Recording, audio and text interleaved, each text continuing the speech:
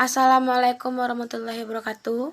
Saya Gia Kandita Wilanda dari Prodi Sistem Informasi. Pada kesempatan kali ini saya akan menjelaskan mengenai artikel pengembangan games pada AI. Pembahasan kita yang pertama yaitu teknik pembangunan game AI.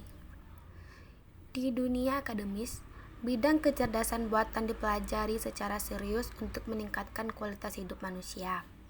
Para ahli, peneliti, dan mahasiswa ilmu komputer atau teknik informatika terus-menerus mengembangkan teknik-teknik pada bidang ini untuk menghasilkan mesin yang semakin dimengerti dan memahami kebutuhan manusia.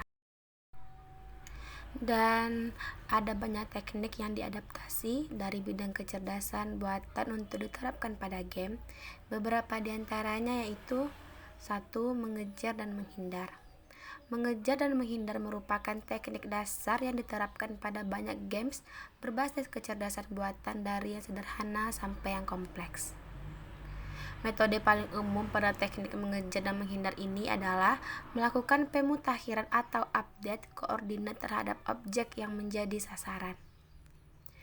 Posisi relatif dan kecepatan dapat dijadikan sebagai parameter pada algoritma mengejar dan menghindar. Yang kedua adalah pola pergerakan. Pola pergerakan merupakan cara yang sederhana untuk memberikan ilusi kecerdasan pada sebuah games. Game Galaga adalah contoh klasik penerapan pola pergerakan ini, di mana pesawat musuh dapat bergerak secara melingkar atau mengikuti pola garis lurus yang ditentukan.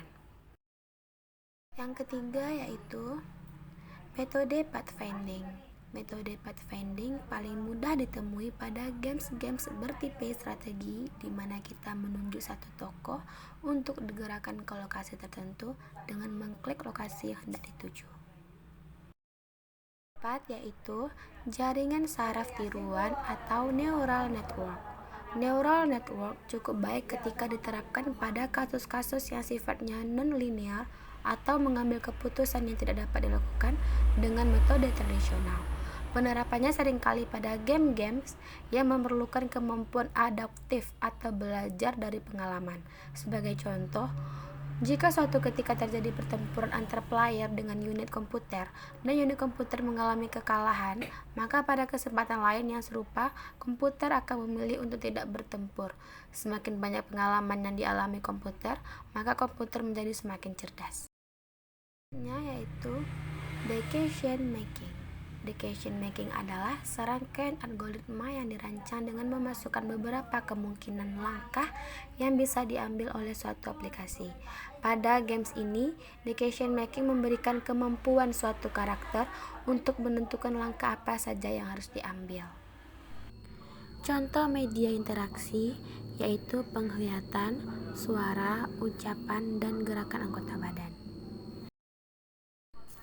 Kesimpulan dari games AI yaitu aplikasi untuk memodelkan karakter yang terlibat dalam permainan, baik sebagai lawan ataupun karakter pendukung yang merupakan bagian dari permainan.